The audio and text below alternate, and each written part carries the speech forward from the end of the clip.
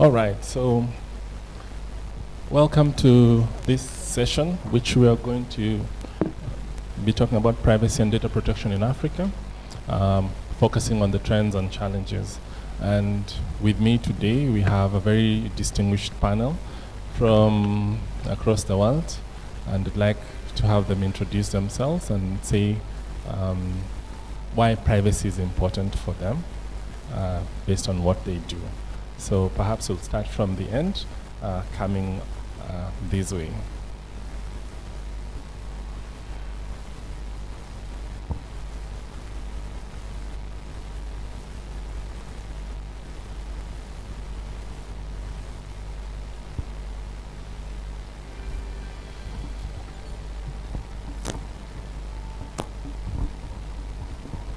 Thank you. Good morning. My name is Patricia Edusei-Poku. I'm the Executive Director of the Ghana Data Protection Commission. And what does privacy mean to me? A lot.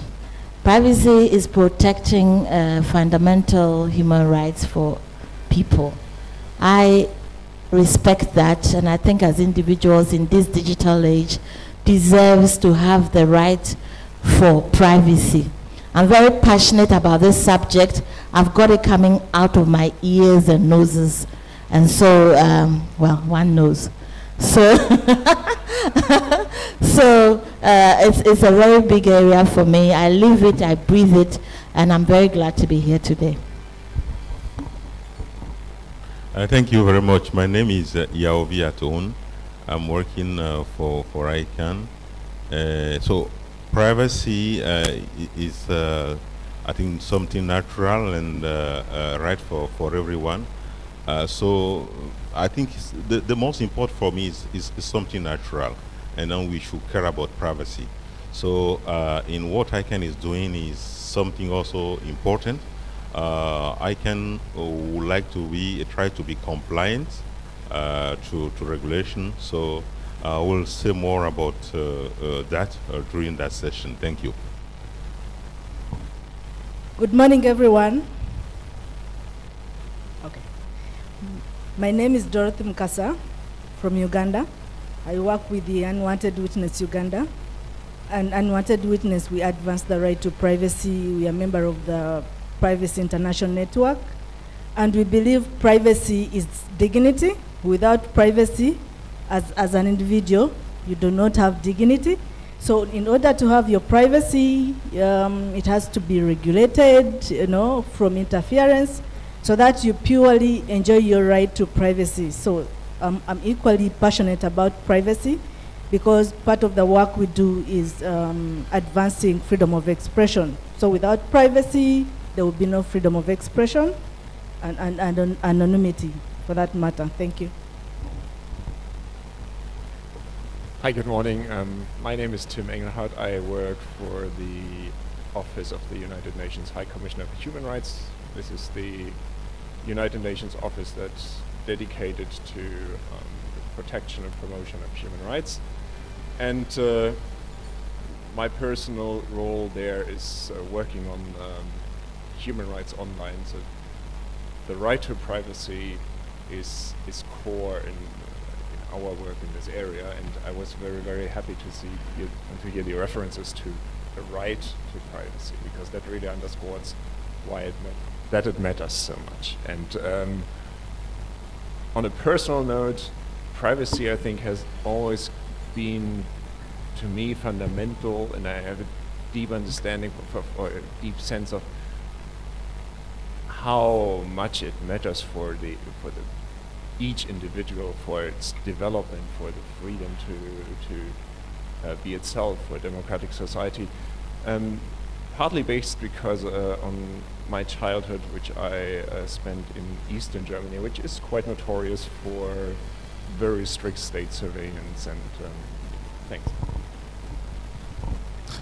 Thank you very much, Tim. I'd like to start with Dorothy. And you work with communities and different groups. What, from where you sit, what are the challenges that we have in terms of respecting privacy in your country, and also what are you observing? Thank you so much. With the coming in of technology, the right to privacy is a big issue, both for citizens, corporations, and also governments, because everybody is looking at how do I monitor, how do I surveil for purposes of national security, in quotes. But in real sense, it's an issue of power and control, because at the end of the day, they would like to know what you're doing, whom are you communicating with, and what are your circles, who are your networks. And that brings a lot of challenge when it comes to human rights defenders whose work is real sensitive, the journalists, and also minority groups in their different communities.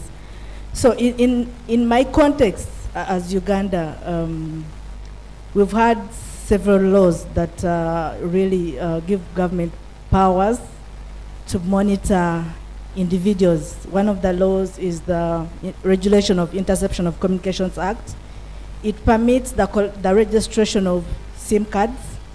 There is also the Registration of Persons Act, which permits the registration of national IDs. But at the moment, we do not have a concrete or comprehensive law on data protection. What we have is a bill, which is currently in Parliament, which was enacted in 2015. It's currently before the ICT Committee of Parliament. But while the bill is still hanging in Parliament, a lot is going on. A lot of data collection is going on. Validation of national ID with SIM card has happened. So there's a lot of data collected by private companies who give us services as telecom companies. But there's also data in government custody, like in the national ID system. There's a lot of data that was collected by government. But also corporations, you know, the Facebook, the platforms that we connect to as Ugandans and locals back home, collect a lot of data from us, okay? But we do not have safeguards as per now. So this is a big challenge, that without control over processing, usage, and access to this data, it becomes a big challenge. I like the commissioner here earlier talked about the law that guarantees, empowers police to get a court order before accessing someone's either gadgets or information. It's a good provision, but like everybody knows in Africa, there's an issue of policy versus practice. So what in reality happens is you can easily get a court order even after accessing someone's gadget. So it's that simple that you justify that I got a court order after accessing somebody's gadget. So we would love to have laws that really protect personal data, but not just laws, because if you look at our bill, it has in itself, it has loopholes where there is limited authority, you know, who accesses your data, but also what is the independent body that's responsible to control the data, okay? For now, the bill talks about a government agency that should have control over data, okay? But how do you ensure independence in a government institution?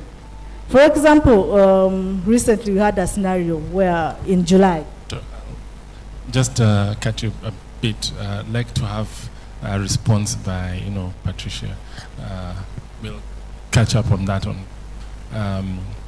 Patricia, you are from the Data Protection Commission. You have had the issues that Dorothy has raised regarding the challenges. Ghana has a data protection law.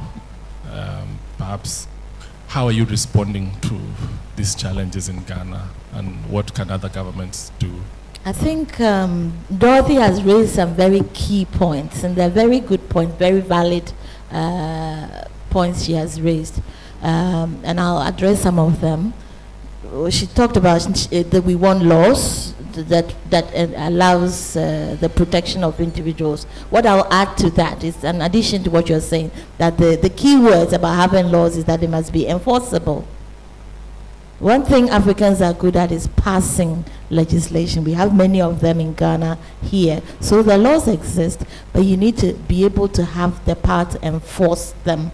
And following on from that point, she also highlighted the fact that they set up the structure of government in Africa is such that the independence of commissions such as ours is sometimes quite difficult for the policymakers to let go and give you that total independence. You need to be able to enforce that act. Ghana has done something that is very positive, and for Africa, we could easily, certainly for English-speaking Africa, be a trailblazer in taking the right steps towards addressing this fundamental human right by, one, passing the legislation, and secondly, setting up that independent commission. However, our commission sits within a government ministry. So we are part of the Ministry of Communications in Ghana. So we are independent. Is it in just on paper or in practice? And you also mentioned a very valid point about the difference between the practice and the actual the policy. All of these, I won't sit here and be good and promote Ghana and say we're doing all of that correctly to an extent, but all of these issues actually exist. Fortunately for us, we are doing something rather than nothing. So to an extent, we are able to, we have the act, we have a good minister for communications within whose ministry the commission sits, who understands and is willing to endorse some of the key things that we have to deliver. I will not assume that that would be a blanket possibility across Africa. So it is a big issue.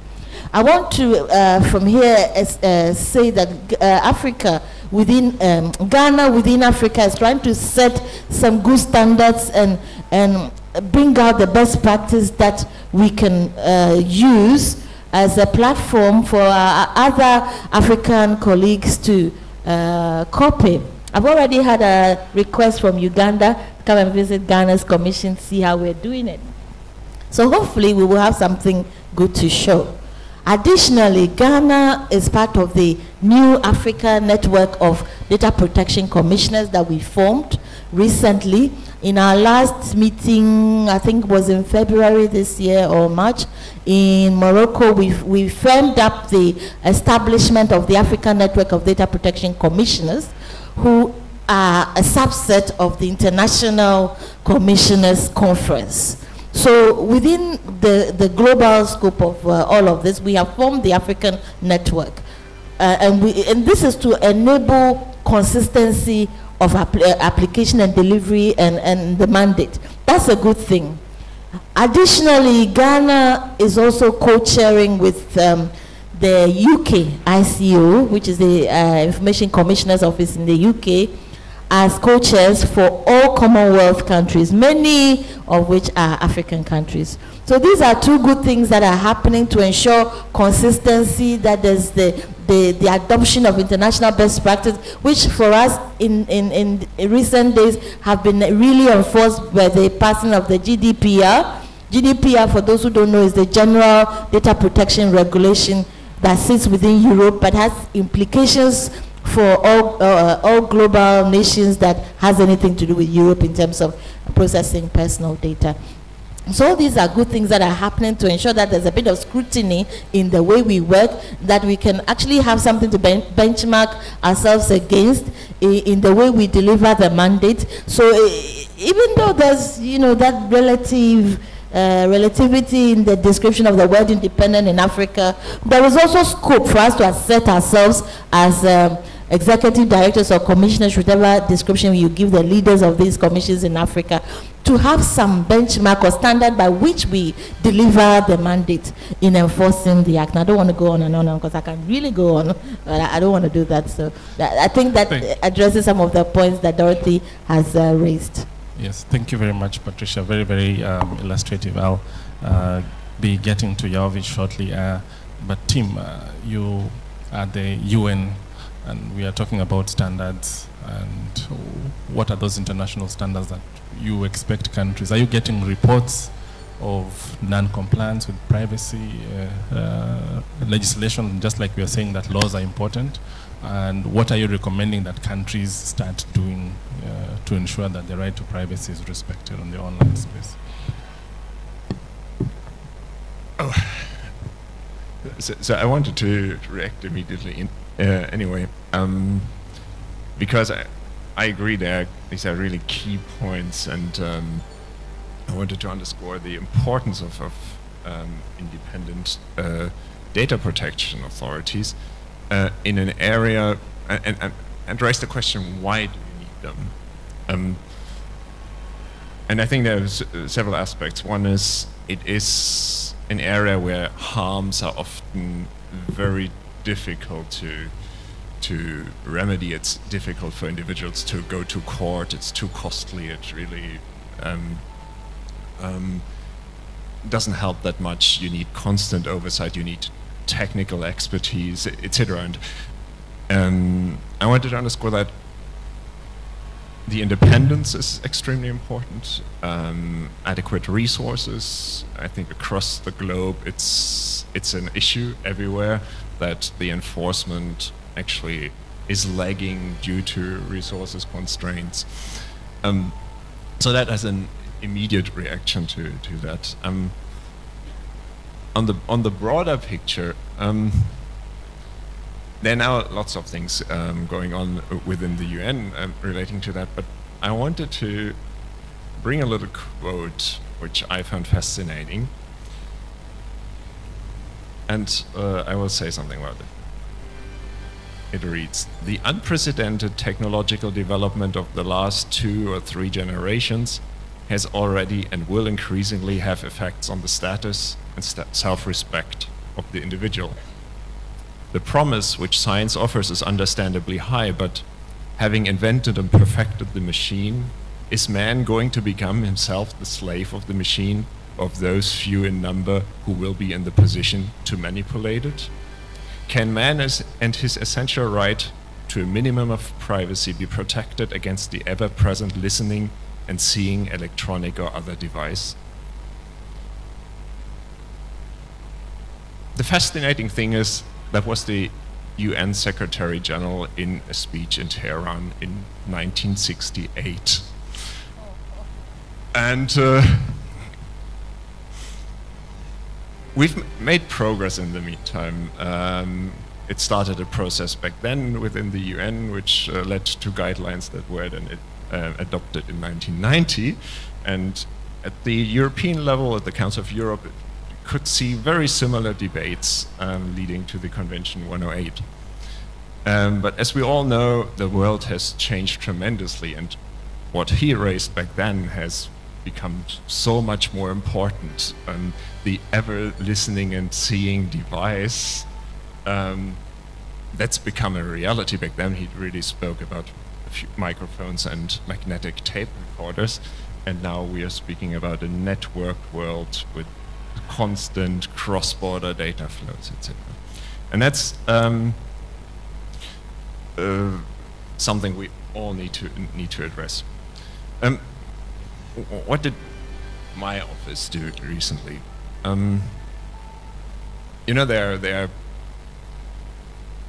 there's sometimes there's something in the air, like this development I just described, and there are watershed moments that change it. In 2013, it was Snowden with the revelations that really triggered so much attention globally and within the UN system, and the High Commissioner for Human Rights 1 year later wrote a, I think, very important, I wasn't there, so I think I can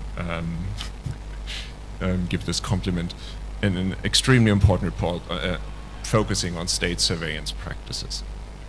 And then in recent years, with the GDPR being enacted a couple of years ago and entering into effect this year, with Cambridge Analytica,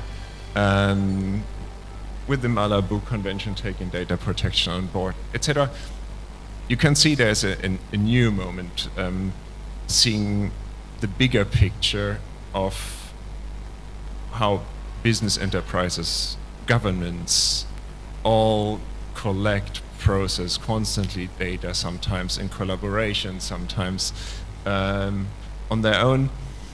And to address this, the Human Rights Council last year asked the High Commissioner to write a report on the current situation, which is a huge challenge because we have a word limit of 8,500 words. And good.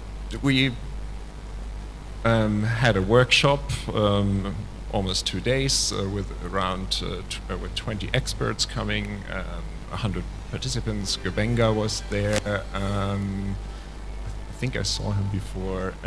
Sipesa also came. And later received around 70 submissions. It could have been more from Africa. I think the Paradigm Initiative sent something, and the government of Morocco. And now, just this month, the report was presented.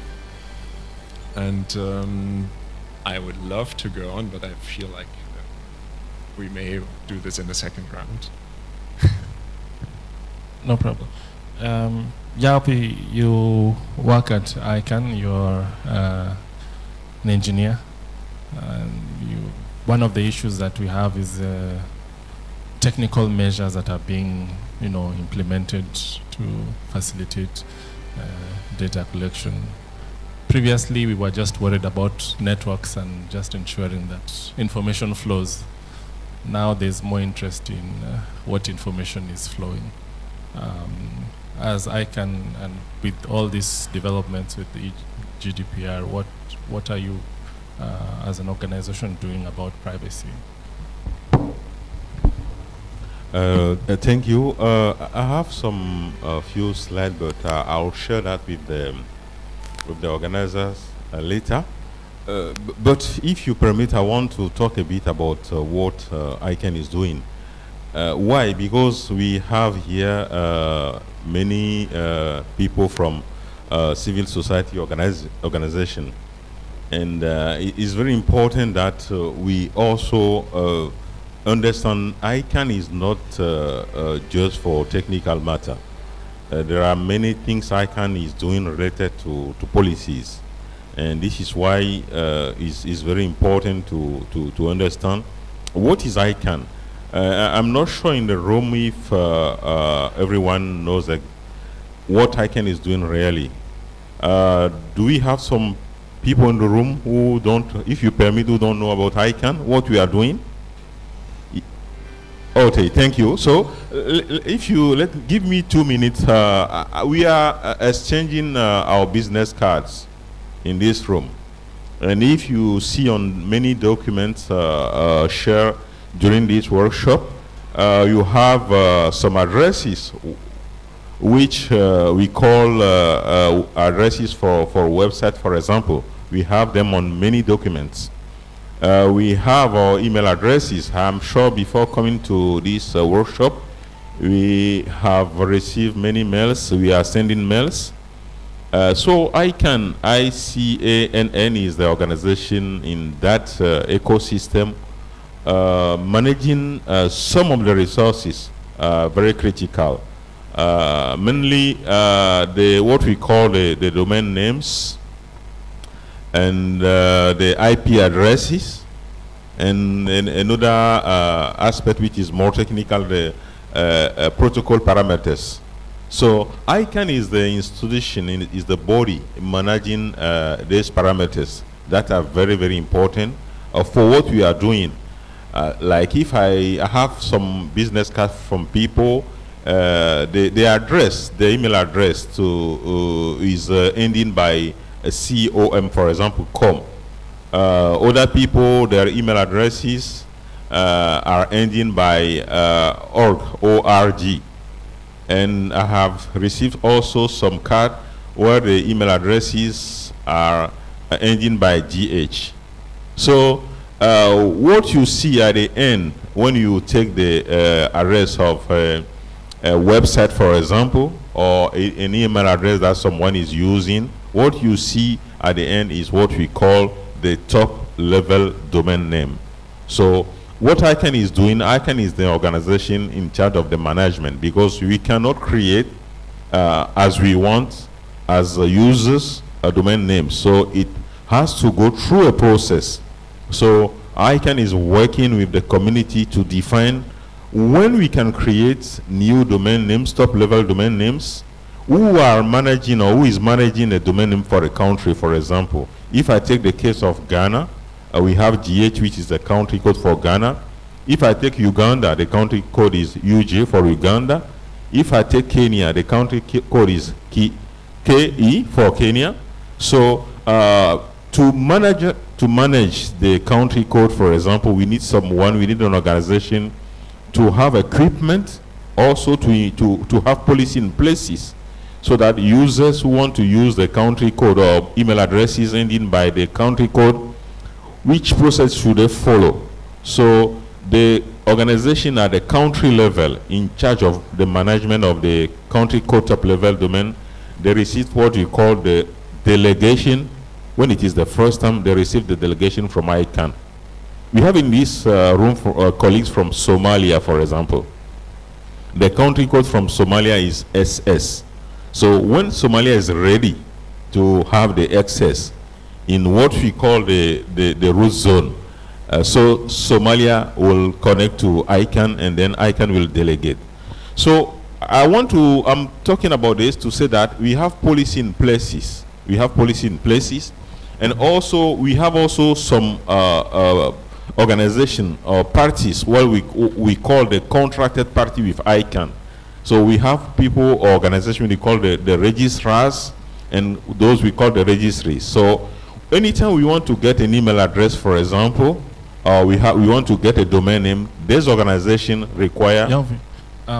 Could you tell us more specifically what you're doing about data protection? Exactly.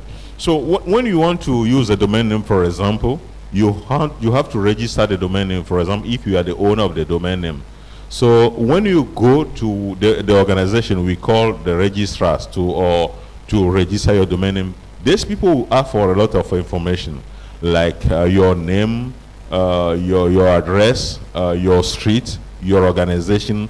These are data, and the telephone number. Many data are collected when you want to get a domain name. Now we heard about the GDPR, which is for the European region, the GDPR. So we have many people in that room on this panel who will talk more about the GDPR. So the role of ICANN now, what we want to do is that we want to be sure that our contracted parties, who are the registrar, who are people collecting information, they are complying with the regulation in the regions. So in the case of the European region, for example, before May, the deadline, which was May 25th, ICANN had some discussion with the community to see how we can be compliant with the regulation. So what come out from this discussion or interaction with the community is now, today we have something we call WOS. We'll talk about that later. You don't have all the data displayed, so people who want to have access to this information. We don't have no more display information about the telephone, for example, for the person who owns the domain name. There are some information which are no more public today when we want to comply to the GDPR, for example. So what we are doing is that we want to be sure that what we are doing, what ICANN is doing with the contracted party, is compliant to the regulation in the European region, and if there is something in Africa or a specific country, we want you to be compliant to that one. So briefly, this is what I want to share first. Thank you. Thank you very much, Yaovi. We'd like to open up for questions, perhaps by a show of hands. Any? We'll take two ladies and a gent. So we have one lady here, I mean, there at the back, and then between the two of you, there was a gent in the black behind, and then we'll come to you, and then this lady and that gent at the end. So, someone help with the mic. Just very quick questions, and then. Yes. Good morning. Good afternoon, everyone. My name is Nashilongo Gervasius from Namibia. On issues of privacy related to GTLDs and domain names. Namibia has a specific case. I think ICANN is very aware of that. Our domain name is owned by an individual, a gynecologist who runs it as an private business enterprise, so to say. Talk to us about privacy in that context, or rather I'm expecting your kind response to be answering about privacy in that context, national security, to that extent. Thank you.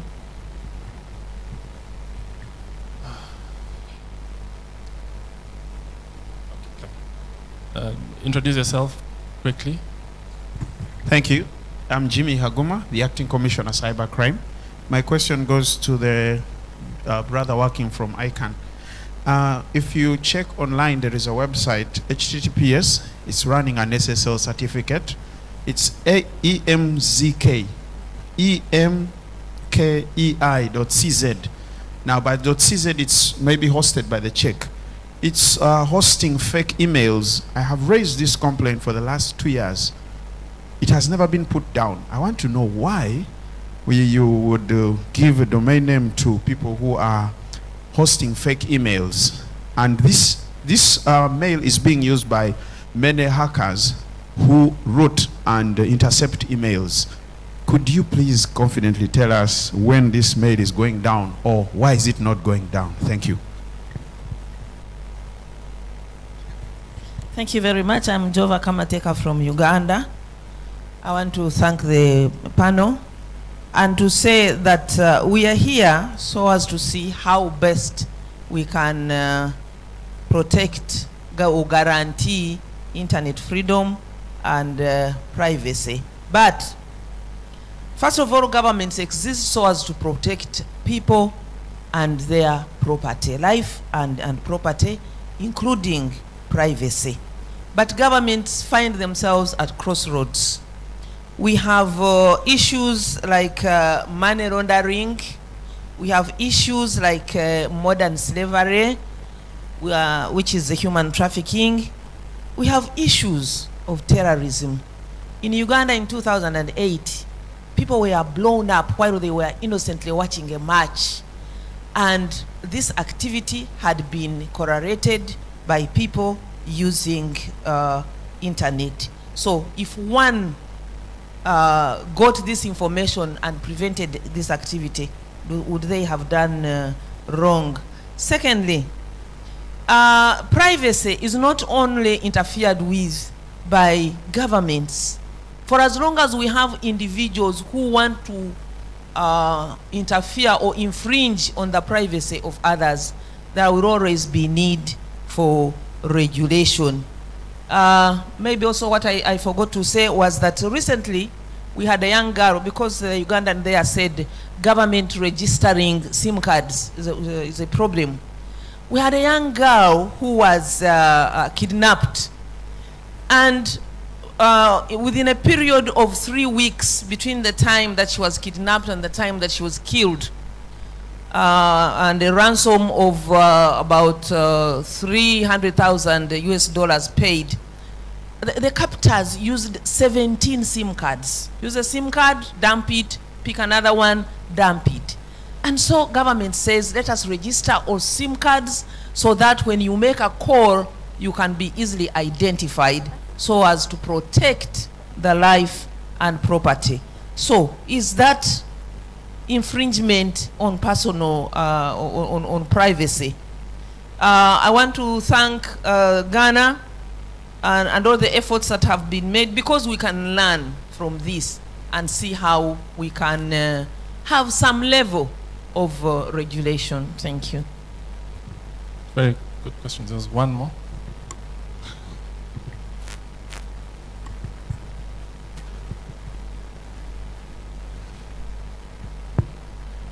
Morning.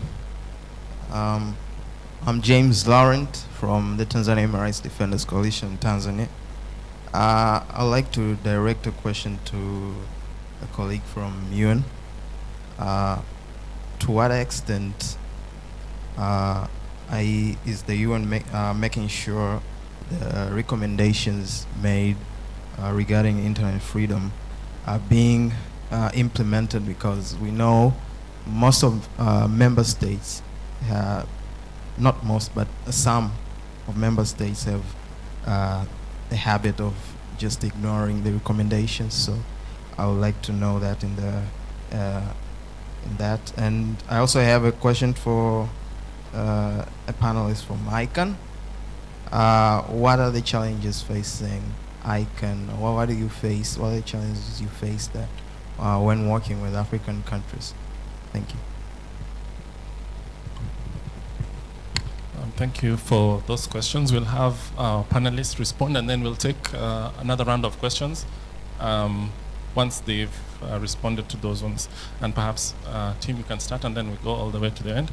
And also, I think, Patricia, you perhaps want to respond to the question about national security interests, the good, when data is needed for security purposes, and, you know, where do you draw the line between protection of individual rights and national good? Tim.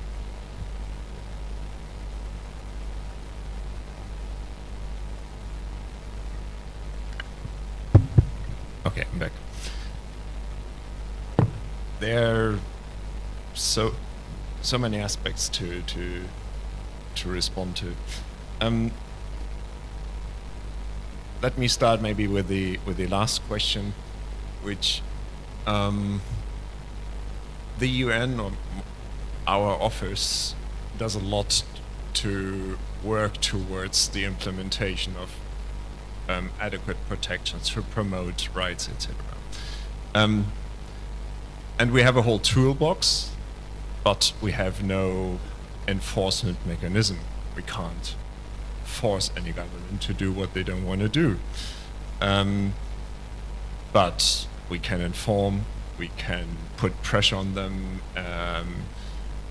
we can go public, it's statements at the highest level, or locally in interviews with reporters.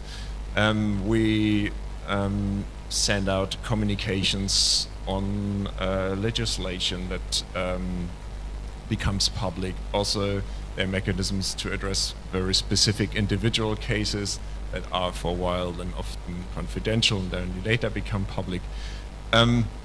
There is the diplomatic pressure in the international community. So all this I know sounds fuzzy and blurry, but that's the toolbox we can have. I must say it pains me to hear sometimes, or more often, you know, why don't you do more? If you know, we're trying to do as much as we can, but you know, we don't have a police force going in and saying, please repeal this law. So that's I'm happy to discuss that also in private if you're interested. On the other question of security versus privacy, it is something, to put it that way, we feel is misleading. You can't, you need to protect all human rights, and there is no hierarchy in this sense. And there are mechanisms, we have principles how to address these issues. So we have the right to privacy, and then you need, if you want to interfere with it, and it needs and to do it in a justified way, you need to do it in a necessary way, in a proportionate way, on a legal basis, and the law needs to be clear, precise, publicly accessible, etc. And when it comes to questions like SIM card registrations and others, you need to see what can you achieve, does it really achieve the goal, and what are the costs of that. Anonymity and the ability to stay to an extent anonymous is crucial in free societies. So you need to take this into account, and you need to look at the evidence of what can you achieve by such mechanisms. What can you achieve also to add this to the debate if you interfere with encryption mechanisms, with anonymity tools? Do you do enough other things? Does your police force have the resources to actually investigate without reverting to means that are actually deeply intrusive? So I caution against this very simple thing. Okay, if we had all this information in this one case, things would have been better, and would now pass on to Mike Hope. Thank you. I'm going to address myself to the issue of national security and SIM card registration.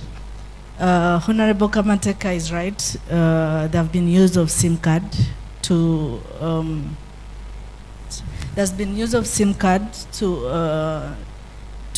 for criminal elements, which is a fact.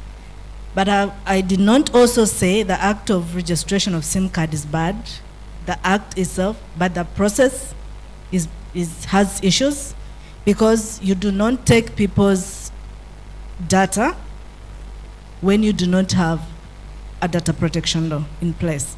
So what comes first? The government, as it is, has a duty to be accountable to the society. It has a duty to respect the Constitution. Under the Constitution, government has a duty to protect its citizens, but it also has a duty to respect the right to privacy, as Article 27 of the Constitution. So it has to balance between the right to privacy and national security. And how does this balance come in? Through a comprehensive regulation. So if we have a data protection law that gives government, holds governments accountable, even other individuals or corporations accountable to respect personal privacy, I think we wouldn't be conflicting whether it's national security or right to privacy. It can easily be balanced through an inclusive data protection law. Thank you. Thank you. I have three questions. I'll start with the first one from regarding Namibia. And during my first intervention, I talk about the way the country code are managed. So we have two main categories of what we call the top level domain. We have one category for the countries, and .NA is the one from Namibia. And anytime we talk about internet, history is very important when you talk about internet. So when for some countries, for example, there were volunteers at that time who were ready to manage the country code for countries. So for many countries in Africa, for example, especially, there were volunteers ready to manage. And I can tell you that 20 years ago, we were not sure that all the countries will be using internet. Like I can say 20 years ago. But today, everyone is using internet. So when we come to a country code, for example, the point is that people who have received the delegation are still managing it. So ICANN is not the body telling the countries who should manage the country code. But what ICANN is recommending is that you have a consensus in the country regarding the management of this country code. And this is bringing me to the last question: what are we facing as ICANN working with countries in Africa? I can tell you that you have some countries today where all the stakeholders, they don't care. We have some of the stakeholders who really don't care about the country code. You have countries, for example, where you have, or not many countries or many users, officials using like ODA extension or top-level domain for official mails. So this is a way to show that we are still having many users or community in Africa who don't care about the country code. So the case of Namibia is not really a question of privacy, because if someone has a domain name ending by .na, for example, so I don't know the rule how I can get the .na. So, but for each country, the rule is defined by the organization managing the country code. Like, for example, I know that recently, people in Kenya can use the in Nigeria can use the .key, which is the extension for Kenya, for example. This is an agreement between the two countries. So if you have .na, for example, a content or using .na extension, privacy is not really linked to that one. Once the person managing the country codes is managing well for the community, that is fine. So, but if there is an issue about the management, is something different that is not related to privacy. So it can be managed by someone out of the country, but well managed. So that is a different issue. But what I know that many countries are trying to do now in Africa, now many communities, many stakeholders in the country, more stakeholders want to be involved in the management of the country top-level domain. So what we already recommend is that people have a national discussion, and there is a need to do something different. Now they come back to ICANN, and ICANN can help them. So the domain name, for example, it can be used for many things. The domain name, if you register a domain name, or when you get a domain name, it can be used for many things. So you can use it for our email address, for example. You can use it for a website. So when we talk about content, so ICANN is not responsible of content, for example, on the internet. So what ICANN is doing is to be sure that internet is working. So for the question from my colleague from Uganda, I don't know the complaint sent since many times now. I don't know the person you sent that one to, so we can talk about that one after this session, and we'll be very happy to assist. So we used to organize a workshop, and a series of workshops we started very recently. We are working with the law enforcement agencies on especially the abuse of the domain name system. So it's a question of cooperation, because if it's just a content on the internet, if the content is not in violation with the law or many things, sometimes it's difficult. So I want to come to the point that it's a question of cooperation.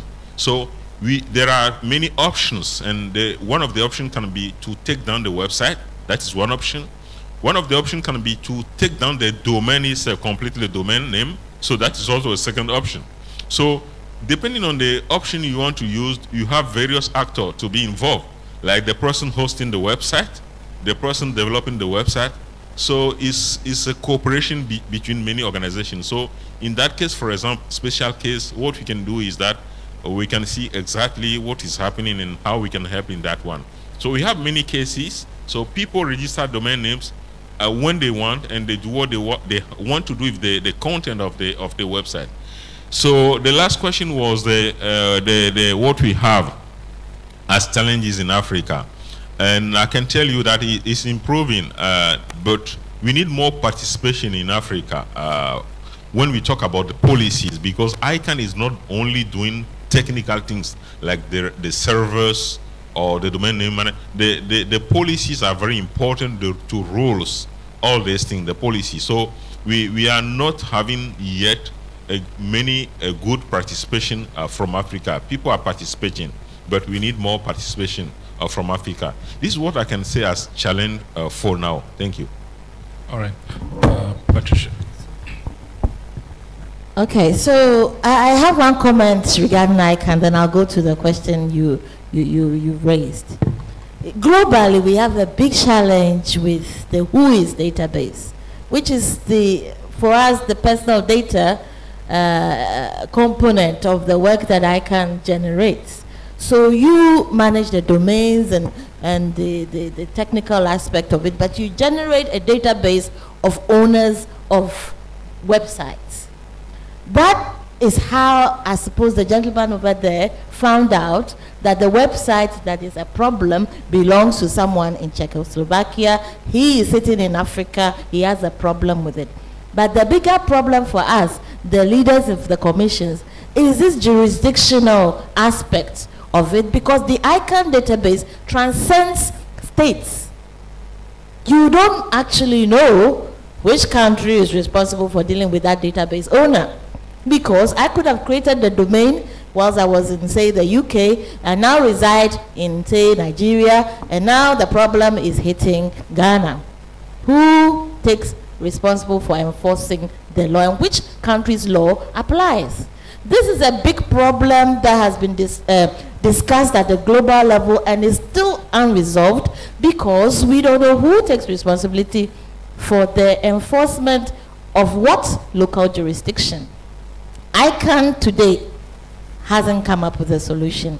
And the last International Commissioners meeting, which was last year, September, we discussed this exhaustively, we beat it to death, and we still didn't come up with a solution. So that is one big challenge that data protection has with the ICANN. They create a data, they give out domains, but then they are the owners, or say the data controllers of the WHOIS database. That is a challenge that, well, this is just to increase the discussion to this region as well. See, maybe someone will come up with a bright idea of how we resolve that problem. But that is the reason why this gentleman's query is still unresolved.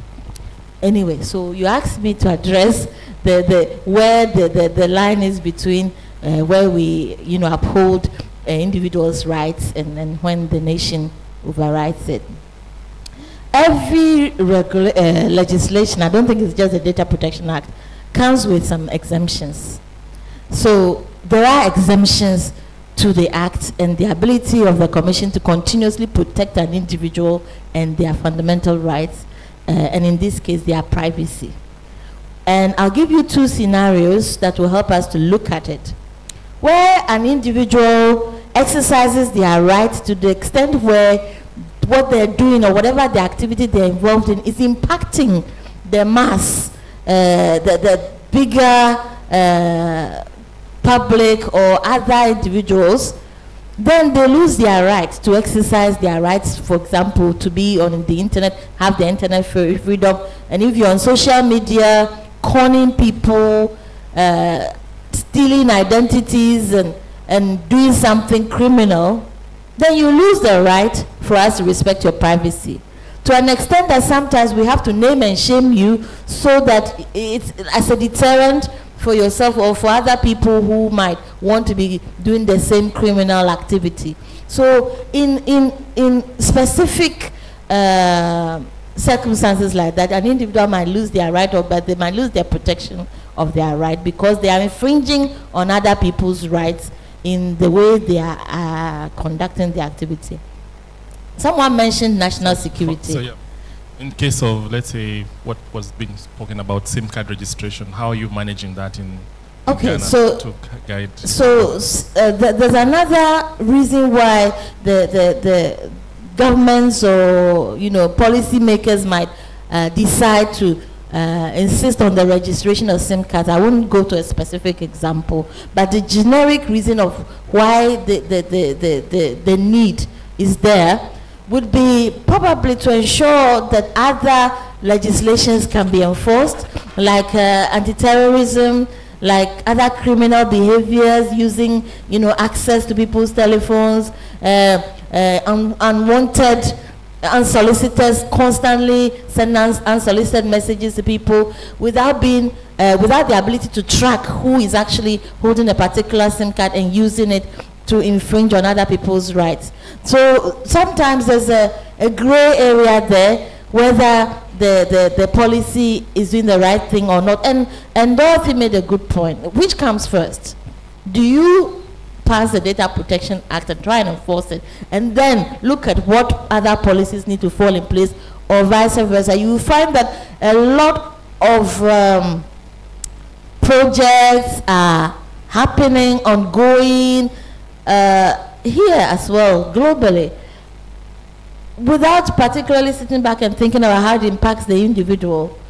And so it's quite difficult for us, the Commission, as well, sometimes to step in, and then when you do step in, you're seen as a blocker.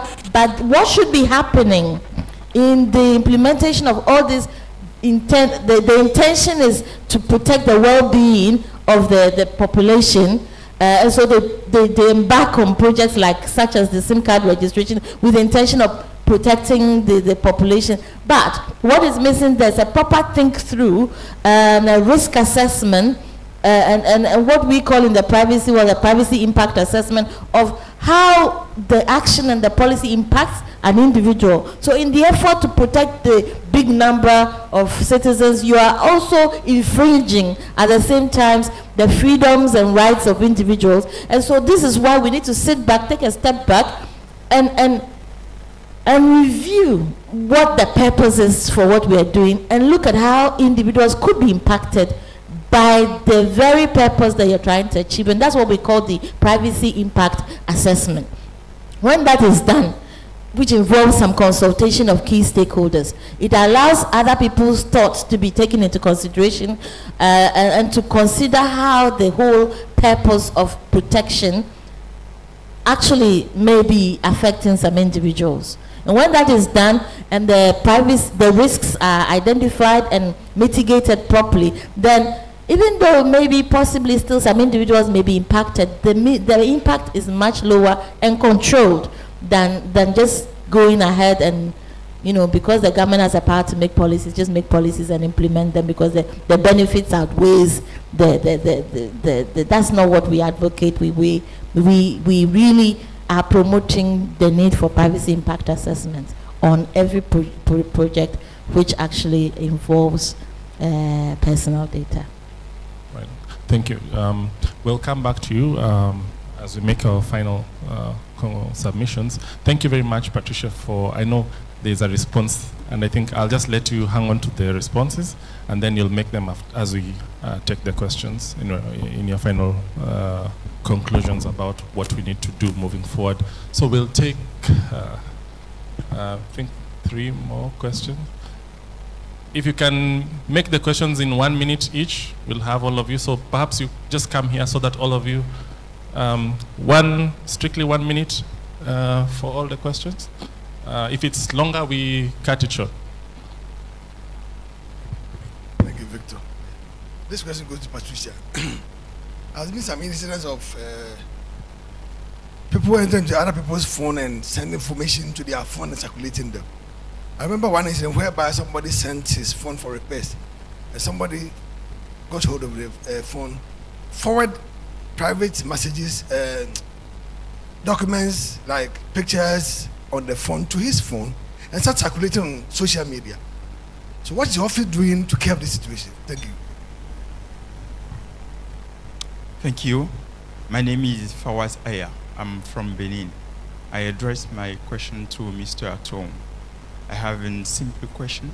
It is several years since I'm asking to myself a question, why the domain name of Benin ends by BJ instead of BN? Thank you. Thank you very much, panel. I'm Dr. Robert Muduri from Strathmore Law School. My question is also to you, Madam. I thank you very much for the intentionality in leading Africa in data protection. We're currently fiercely negotiating a data protection regime in our country, Kenya. We have two legislative proposals. One is a bill, one is still to come to Parliament by competing interests. But one of the things we're very concerned about is the independence of this institution. So, and I know that you have a sort of multi-stakeholder commission which draws from other institutions, and I think that helps with coordinating the different entities. But one of the criticisms as we've studied and looked into that is that then that commission is not dedicated enough to individually look solely into data protection. We have proposals for an independent commission. Victor will tell you that. We have proposals for a body corporate, which would not have so much security of tenure for the members. We have proposals for the ombudsman. That's our commission on administrative justice. We have a proposal for the Kenya National Commission on Human Rights. What is your history? What would you help us and the rest of Africa as we look into creating a framework? Thanks. Hi, my name is Berhan. I lead the Keep It On campaign with Access Now. In Ethiopia, we currently have 2 draft laws that are independent from each other with 2 different departments. Ethiopia. And the problem that we see now is the government is trying to come up with a law just for the sake of having a law without any consultation. And what is the danger in that, one? And 2, can you share your experience of how consultative the process was? Hi, my name is Warabile, an alumni of the ICANN Fellowship. I understand the generic name support organization is constantly involved in policy development processes that involve privacy and data protection. But I'm interested to know if ICANN has, does ICANN actually have powers to work along with regional bodies like AFRINIC to punish governments that are shutting down the internet in Africa? If that's a yes, how far have you gone as the ICANN team in Africa to curb internet shutdowns? Thank you. Okay, thank you. My name is Elias Worku from Ethiopia. My question is for the ICANN person. As you know, in Ethiopia, we have only one telecom operator, ISP provider, and as you, the ICANN is also responsible for providing the top level domains. So to get, for example, for commercials or individuals, the top level domains like ET, it's very difficult. They will be sniffed, they will be targeted, and they are registered. And so there is no privacy to protect such kinds of domains. So they opt for commercial, other outsider service providers to host their information. So how is it possible to, what's your experience in terms of the privatizing and allowing more access in domain provision? In relation with that, for data privacy, unsolicited and unwanted messages are also delivered to recipients, public, by the ISP. So how is it possible to overcome such things with? We have only one ISP, so the telecom operator, there are commercials that send information message to the pub, they flood their business, they do business, such kinds of business. It's not even protected that such kinds of messages are, they come just for all flooded to advertisements, such kinds of, without knowing of the recipient.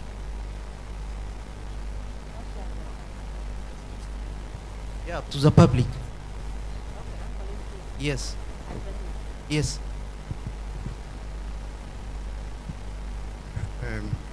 My name is Wisdom Donko, a MAG member, but then I wear so many hats. I have been listening to the discussion, data protection and all that. It looks as if we are forgetting one aspect of it, which is what capacity building. We actually need to get out there and then get people informed. So many people are there, they are not aware about the data protection. The normal person walking on the street doesn't know when we say data protection. The normal person walking on the street doesn't know when we are talking about data protection and all that. So we need to find a mechanism that we can go to all these people and try to educate them. That way we'll be bridging the gap that we are talking about.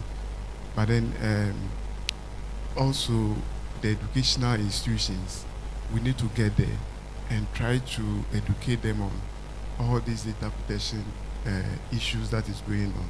And also the policies that we are trying to formulate and all that. I think the European, the EU have a very good policy that everyone is kind of taking their policy and then they are running with it. So I think we can also begin to look at them and then try to get their policy and do something with it. I know African Union is trying to do something and then engaging all the heads of states and all that. But we need to start from somewhere and then speed up. Hi, my name is Doreen Rahina Sleman. I'm from Ghana. My question is to Patricia. Well, my company, we called the Data Protection Commission whether we could register online. They told us yes, we could. But when we started entering our data, we had computer glitches. And we called the IT guys. They told us they were going to get back to us. They didn't. We called again, and they told us in 2 weeks' time. We entered, and anytime we try to enter our data, we get the glitch. It seems there's a problem with your your website. How sure are we that the information we had already entered is safe, since we seem to be getting problems anytime we try to register online? Thank you. Good afternoon, everyone. My name is Remy Weke. I work for Digital Sense Africa Media, but I would like to wear my cap of Executive Board Member of NERA. NERA is a Nigeria manager of ccTLD.ng, and why I decided to make that intervention is because of the Namibian case.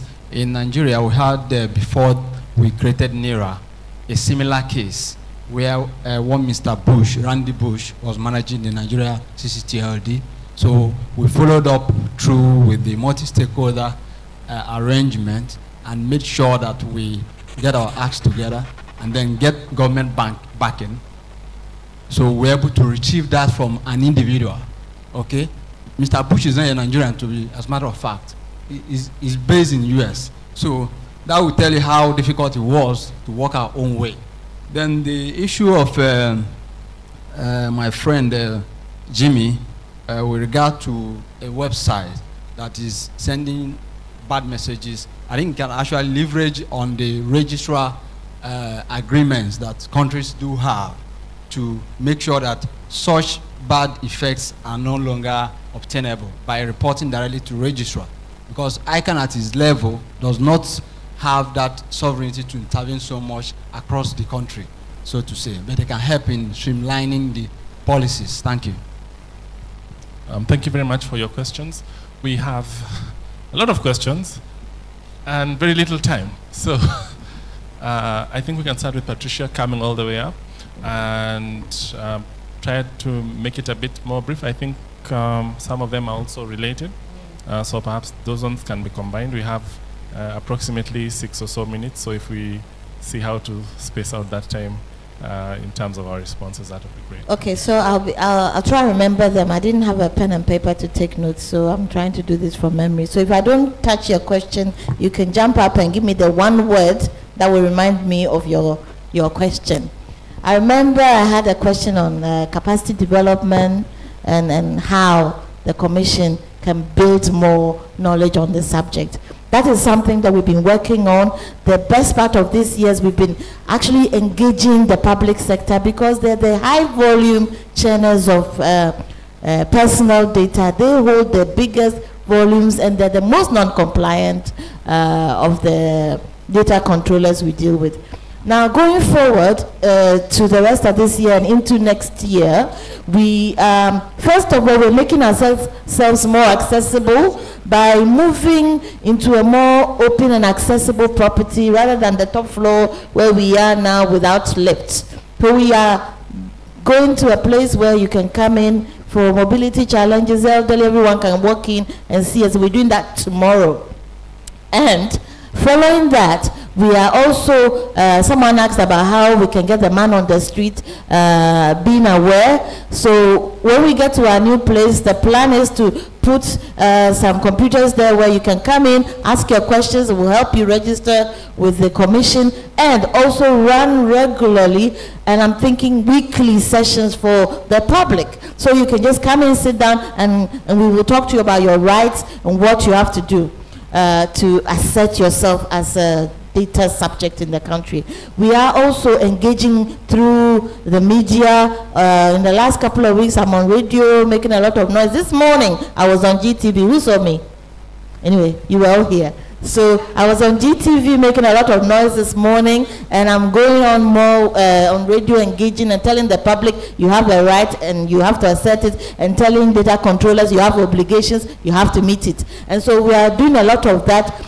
Additionally, we are, somebody mentioned schools and channeling information in school. We've thought about that, and from 1st October, Ghana is launching the Cyber Security Month, in which the Data Protection Commission is actively participating. We will use this month to launch a new program of engaging with the youth as the demographic section of the population that is really hot on internet use and social media and understands the subject. We are engaging at that level. I think the adults are just gone with the culture and everything about how they assert themselves and make up. But if you have a youth or a child in the family that understands it, they can talk to mommy, they can talk to daddy in a language that you can understand. So we are investing in going at that level with a series of symposia on the data protection subject that can be debated.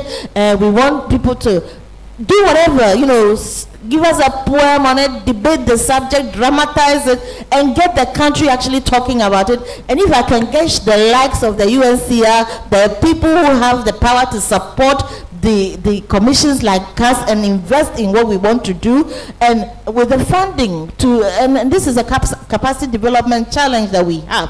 We haven't been able to do a lot of things because there's a lack of funds.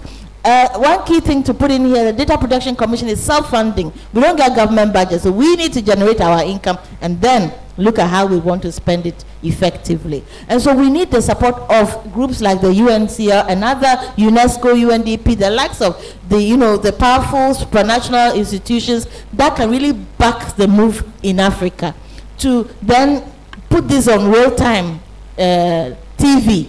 So we want to put this whole debate on TV at prime time, where instead of looking at, well, I'm not saying it's not a good thing, you know, Got Talent and music shows and all that. We want to talk about critical things that is ongoing, that is important, that impacts us in different ways, like data protection. Why don't we get the whole country talking about it and debating it and asserting themselves and naming and shaming organizations that are not doing it right? That is the idea that we want to do this year, and a whole lot more, but I think I have to move on. So. Thank you very much. Because of time, I'll be brief. I'll just have perhaps the persons who had asked you questions, maybe they can come for personal responses to those questions. Just so maybe just 10 seconds just to say one thing. Which 30 seconds. Briefly, for Benin, we have BJ, because we are asking just using the ISO code for each country. We have a code of 2 characters. This is why when you want the code for a country, you look for ISO code for that country. It's not generated by ICANN. ICANN is not just using that one. Internet showdown, I'll call you to participate in Afrinic discussion. Afrinic is a regional register for Africa for IP addresses allocation. So there are a lot of discussion going there.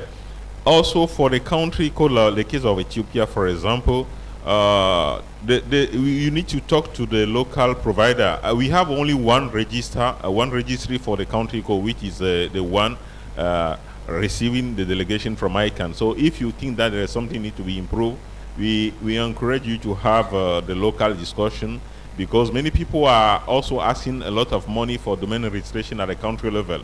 When we ask them, they say that they need money, but I think the local discussion will help them to have better organization of the domain name. So we are around, and anytime we can talk more about many topics.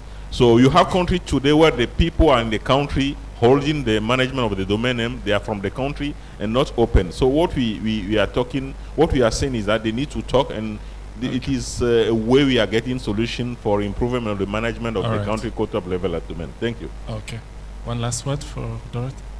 Yes, thank you everyone. The issue of capacity gap in the area of the right to privacy and data protection is a big one. It doesn't only apply to the local communities, it applies to even our legislators, human rights defenders, journalists. It's a big issue. For example, in Uganda, I should testify before we started talking about data protection. Nobody bothered. Yeah. But I think it's something that we need to take on as collectively, as Africans, as within our own context, ensure that we make our communities safe while communicating online. Thank you. All right, thank you. Tim? Yeah, I have 3 points, very quickly. One is important, and I think you didn't mean it, but I want to make this clear. You never lose your rights, whatever you do. If you're a criminal, if you're a terrorist, or if you're a dissident and someone wants to go after you, you don't lose your rights. If you're a criminal, there can be limitations, but every individual has human rights. I think it's important to say that because it's a very dangerous concept. I know that it's not what you meant. I know, but I wanted to really bring this point across. In terms of data privacy laws, I think 4 pillars are worth mentioning very quickly. One is there should be a set of principles: lawfulness, fairness, proportionality, etc. Rights for the individuals, so that they can actually do something about it. Obligations of the entities collecting and processing data, security, etc. And finally, enforcement mechanisms and remedies. Remedies, I think, is really one of the key issues. And finally, and that goes back to one of the questions, I want to encourage everyone to actually get in touch with us, to engage with us actively. We have in Africa a number of country offices and 4 regional offices. For South Africa in Pretoria, for Central Africa in Yaoundé, and for East Africa in Ethiopia, and in Dakar for West Africa. Please get in touch with the people who can get the address on our website and get your message across. Thanks. Thank you, thank you, thank you. Ladies and gentlemen, let's give a round of applause for a very distinguished panel. We are really sorry that we had to cut the debate short, so my apologies for that, but we had started a bit late and the timelines that we had were also very brief. As part of continuing this discussion, if you look on your tables, there is this wonderful new report by CIPESA, State of Internet Freedom in Africa. This report has been done in the course of this year and covers a number of countries: DRC, Burundi, Ethiopia, Ghana, Kenya, Malawi, Nigeria, Rwanda, Senegal, Tanzania, Uganda, Zambia, and Zimbabwe. Basically continuing the conversation that we've been having today, looking at what are some of the challenges that are being experienced in the countries, what are the emerging trends, and also offering a number of recommendations that countries can also adopt moving forward. Kindly pick up a copy. It is also available on the CIPESA website. You can also check for that. So you can continue looking at what are some of the emerging thoughts. So kindly also the panel pick up a copy, and also all of you pick up a copy of the same or check on it on the CIPESA website. With those many remarks, thank you very much, and another round of applause as they step off the stage.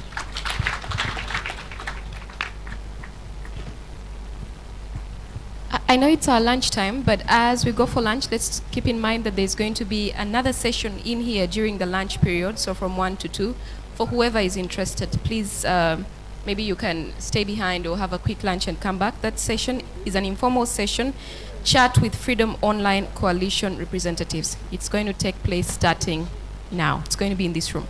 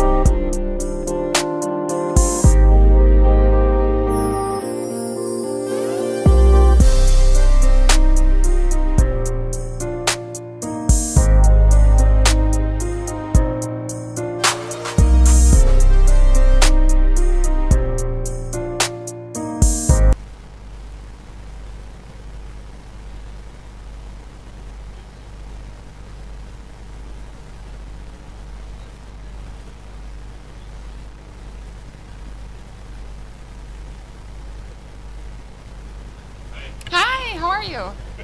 Great.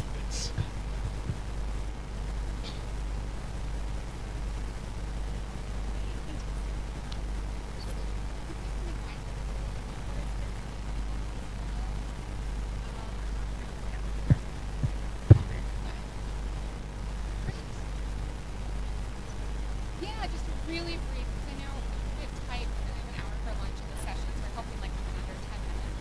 And then if people have any questions, or follow up with us afterwards. Thanks so much for doing this.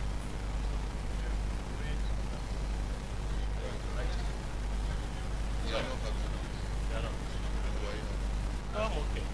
So maybe right after lunch. Hi.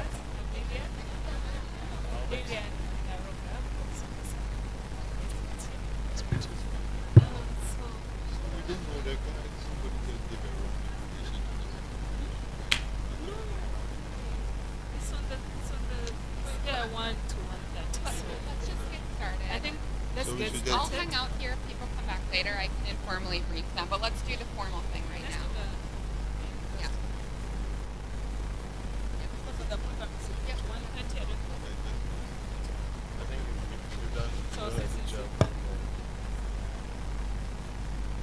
Right. So let's have. There we go. Data protection even here. Yeah. All right. I'm a moderator today, but I've got co-moderators as well. No, stay here, bro. No, please stay here. Stay here. Good afternoon. Please, good afternoon. Good to have you here once again. We have an informal Freedom Online Coalition information session. It is expected to be a conversation to share your experiences of the work that we are doing within that coalition. But where I sit, I'm also interested. What are the issues affecting you that you want government or the African continent, to take note of, so that when government policymakers are planning, taking certain decisions, they will take those issues into consideration. It is lunchtime, but we hope to make this exciting. And before we start, she brought me here, but it's better she gives a preamble and set the expectations before I lead the informal session. Once again, thank you. Thank you again, everyone, for coming. And my name is Jordan. I'm from the U.S. Department of State, and I represent the U.S. government on the Freedom Online Coalition. So the purpose of this session here is to hear from you, to share briefly about our work, and to learn about any ideas that you have that we could raise within the coalition. As you know, working on these issues and advancing internet freedom really takes a multi-stakeholder approach, and we, representing 30 governments around the world that we're working to advance human rights online, would really benefit from working with other members within the audience and your other counterparts back home on advancing these issues. So thank you again, and we look forward to hearing from you and continuing the conversation even after FIFA Africa. But I think it's also good to recognize the work that my colleague Ken has been doing as far as the work in Ghana is concerned. But I have a number of civil society partners here. Sir Suleiman, please do not leave. Madam Aoidam, do not, because when we're talking of the ecosystem, we have certain names, and it's always good engaging with them. Just this afternoon, I was on a session. Maybe I need to start to share my own experience with you and my expectations as far as the work of the coalition is concerned. From a government perspective, I think the right in the cyberspace, digital right, cannot be undermined. It is a fundamental principle that we all have to work to promote and sustain. Now, the key question is, I think we're doing the promoting aspect very well. Even my own encounter with a group today. Yes, but where I had an issue is a question of sustainability also. How do we keep on promoting that rights are protected online, but also we make the internet space a safer space to operate? And one of the messages I had this afternoon is the fact that we need to create an awareness to address issues of online abuse. I don't want to call that cybercrime, otherwise I'll be in trouble here. And this afternoon there were discussions on economic crimes and civil crimes. I won't even refer to that as a crime. I'll prefer to call that social media or internet abuse. Certainly, I think the principle that underpins the work of the coalition is every right that I enjoy in a physical space, I should be able to enjoy the same right whilst I'm also operating on the internet platform. These are one of the cardinal principles of the work that we're doing. Now, how do we translate the same principles also into the cyber arena? So if I'm walking around here and, our part of Africa, you start insulting people, making certain racial or tribal comments, how will you take it? But we have monitored a certain pattern of behavior, and this, I won't call them crimes, but they are, abusive use of what? The digital ecosystem. How do we also work, possibly conducting research in our part of the world to identify some of these issues that could undermine, the promotion of human rights in the cyberspace? So these are some of the perspectives. I will allow Ken also to share his perspective, and I will be inviting you to share your own thoughts, the direction, but what initiatives, maybe to add my own initiative, 1st of October, Ghana is launching its National Cybersecurity Awareness Program. I have raised an issue. We are already talking to Media Foundation for West Africa. Possibly, we can extend the collaboration to incorporate awareness creation on online abuse while we are promoting digital citizenship. So this could be an initiative that within Ghana we can implement to address the problem that I have identified. With this, I think governments won't have the moral, justification. As for legal, it can always be, activated by the powers of parliament or decrees. But then we're talking of, moral compass, moral kind of thinking to ensure that we are able to promote the kind of ideals that we believe is good for us as far as the rule of law in the cyberspace is concerned. Thank you so much. Sir Ken.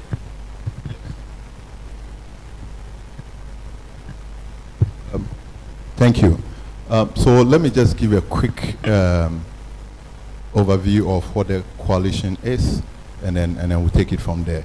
The Freedom Online Coalition is actually a coalition of governments, like-minded governments who want to promote online human rights online, actually. So we have currently they have about 30 governments right now that are in agreement to actually ensure that human rights online are protected. What the coalition has done was it has also set up a network, an advisory network that consists of civil society. So it's just not government, it's government in collaboration with the civil society.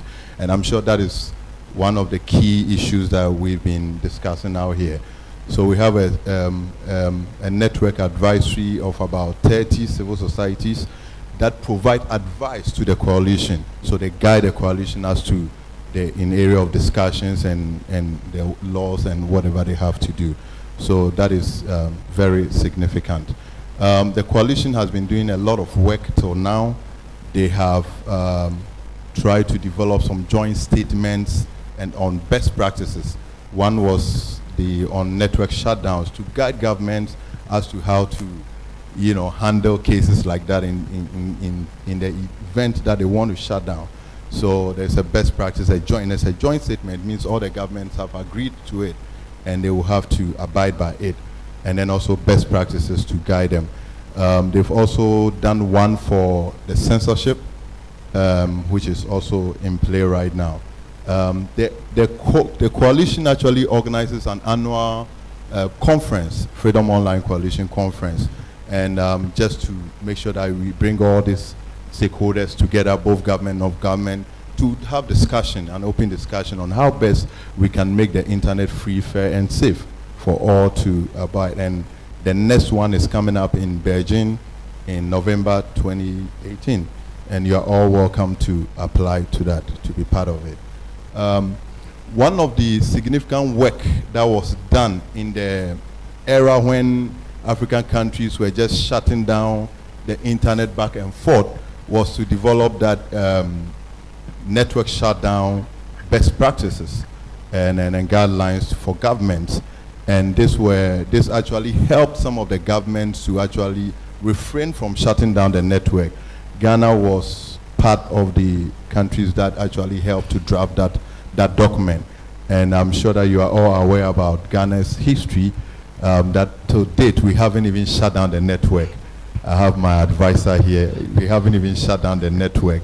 There are a lot of work that is also going on. The coalition is actually embarking right now.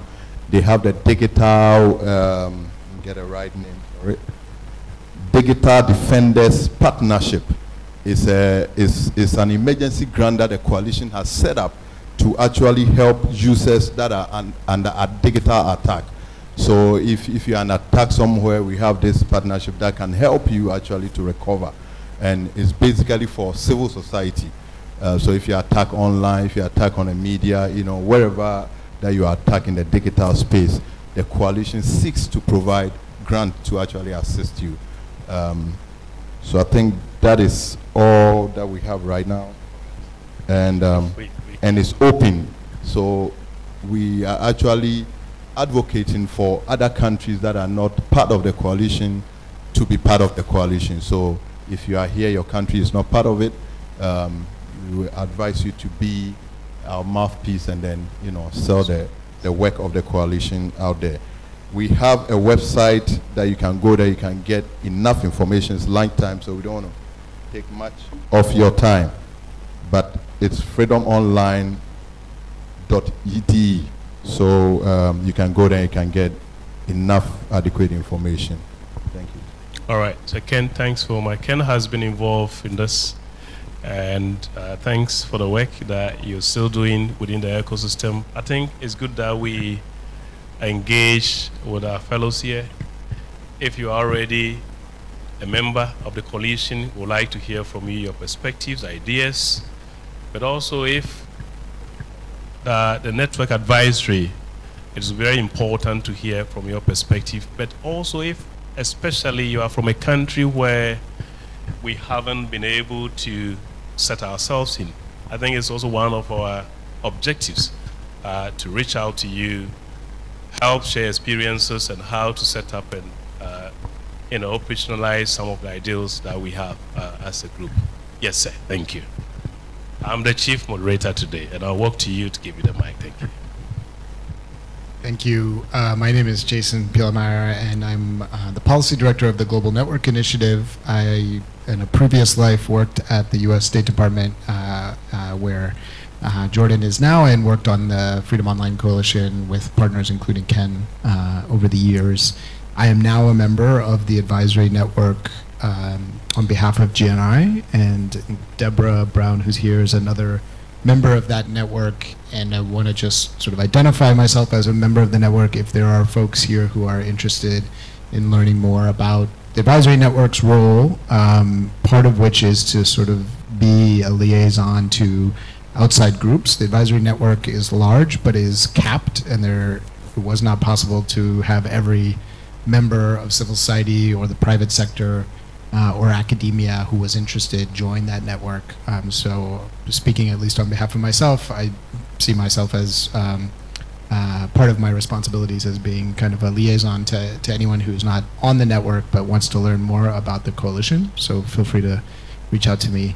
I want to pick up on something that Albert said about the yeah, the coalition has 2 African governments, well, 3, so Tunisia, Ghana, and Kenya. Ghana has been quite active and engaged, for which it should receive commendation. Kenya has not been quite as involved, at least until as of a year ago when I left the State Department. I know there are various representatives from civil society from Kenya here, and if you were not aware that your government is a member of this coalition, you know, I think it's a useful data point to be able to bring back when you have conversations with your government about reminding them and asking them about how they're fulfilling their obligations under the to the various declarations the Freedom Online Coalition has put out that Kenya has agreed to as a member. And then the last point I wanted to make with regard to the upcoming conference in Berlin, there is, I believe, some support available for civil society organizations who are interested in attending. So I think that's going to be, it's a limited amount, and so if you're interested, I would encourage you to apply soon using the website. But the coalition is very interested in getting as much sort of geographic diversity as well as viewpoint diversity as possible. So just wanted to put a plug in for the conference as well. Yes, yeah, thank you so much, Jason. Yeah, Jason was actually with the State Department, and he was very instrumental in the development of the network shutdown best practices. In fact, it was developed by 2 governments, government of Ghana and then the state and then the US. And Jason, I worked with Jason extensively on this. And then we also had civil society like Access Now and Co as partners that actually made it work. Thank you. Thank you, my co-moderator. My sister, what do you have to share with us before we go back? Let me hand the mic. It's not, thank you. It's not really something to share, but I had a question about joining the coalition. I was reading here on internet, on your internet website, and it was saying that countries that need to join the coalition must have demonstrated real, commitment in terms of freedom online. And my country, Cameroon, I come from Cameroon, and my country hasn't really showed that. But I would have liked to, know if there is any incentive that you recommend to citizens that want to, advocate for the country to make it better. All right, I think I'll amplify that a lot for Simone. I have a government, and by certain assessment, my government is not deemed to be fit for purpose as far as the entry requirement is concerned. But I am a citizen, or better still, an NGO, which believes in these ideals.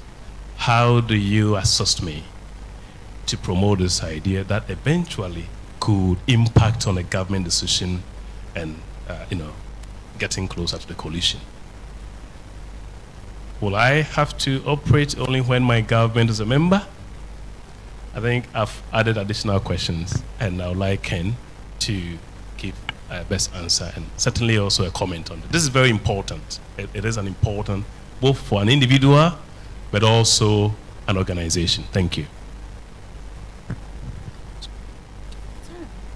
Yes, thank you. So I think the primary objective is to ensure that we have all governments on board, and I think that's a discussion in the civil society or internet freedom space right now, to ensure that governments actually ensure that the internet is free for and safe for everyone who want to use it.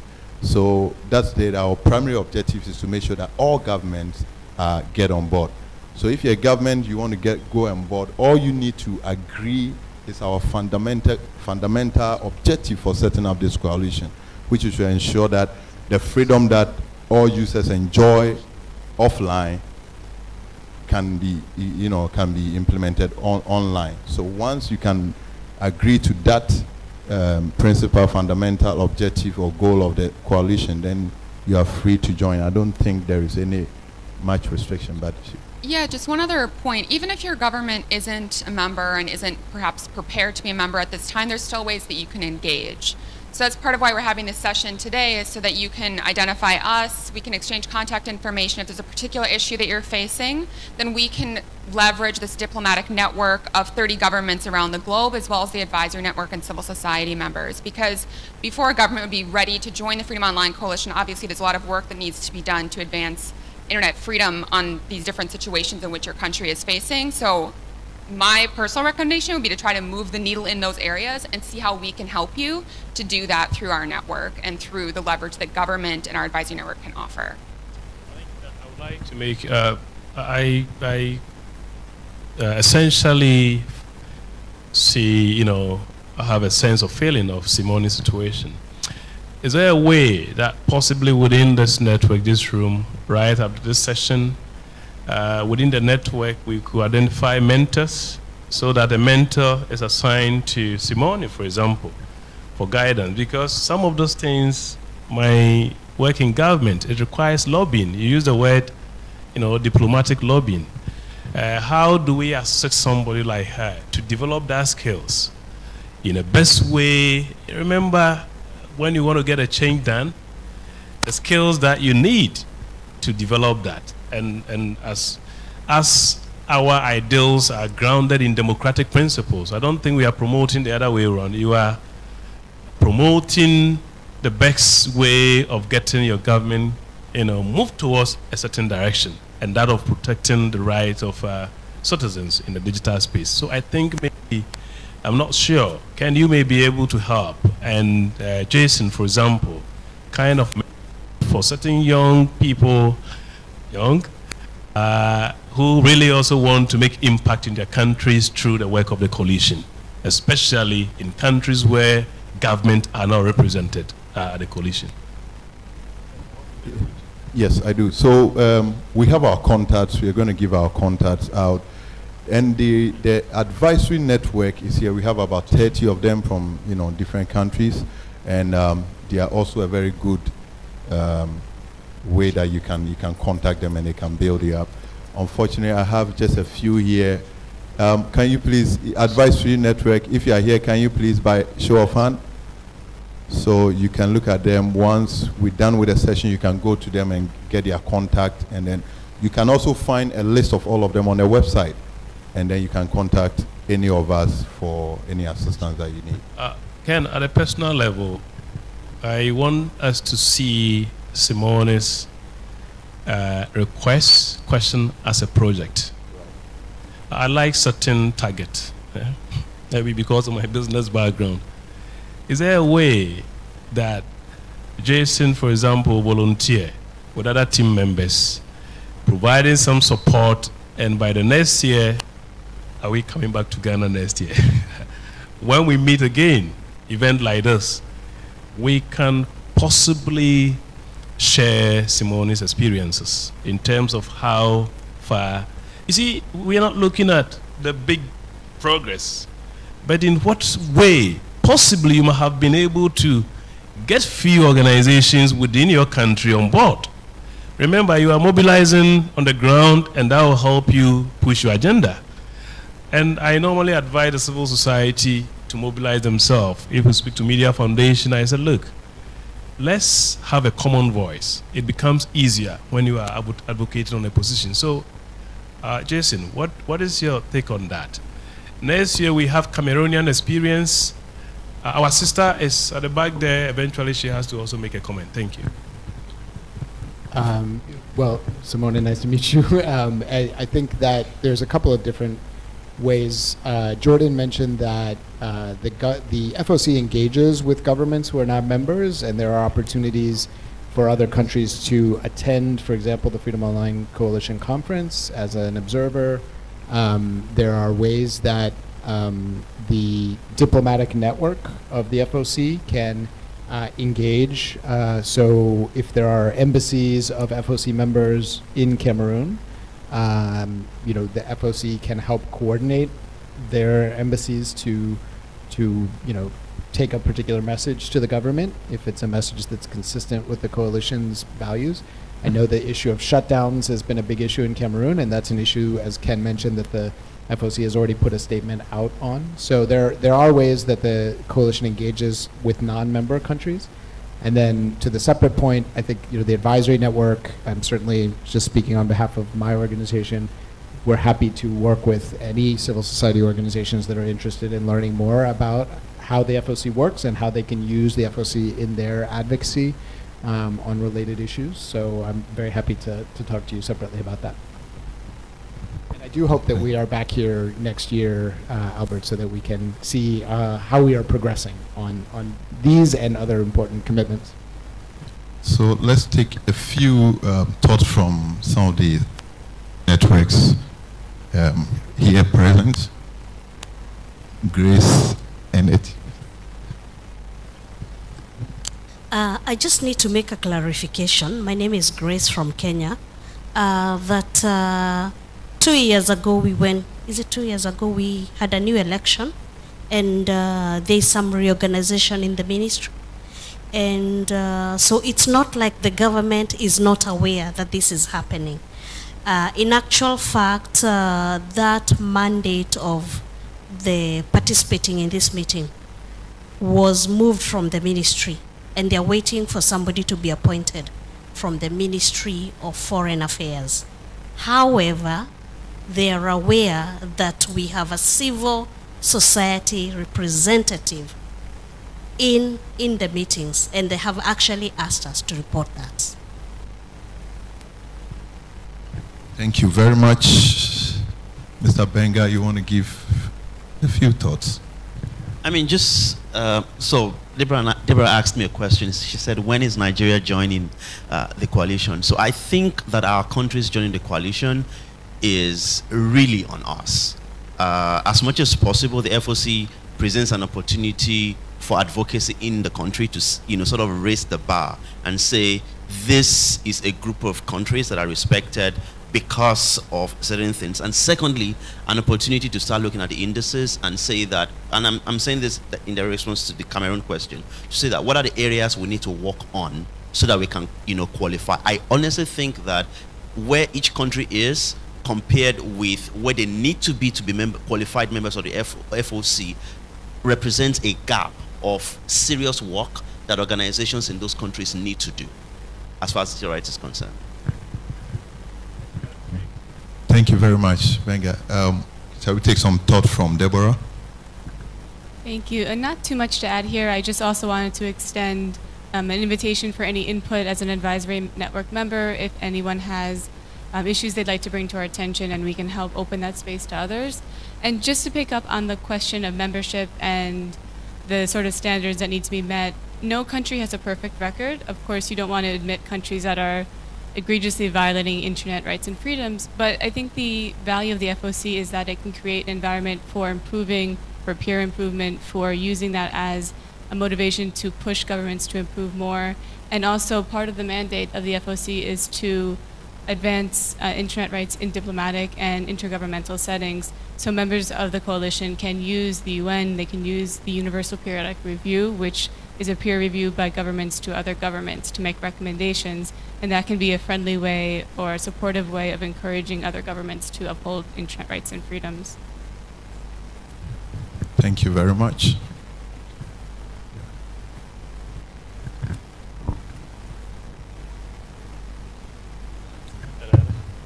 So wrap up.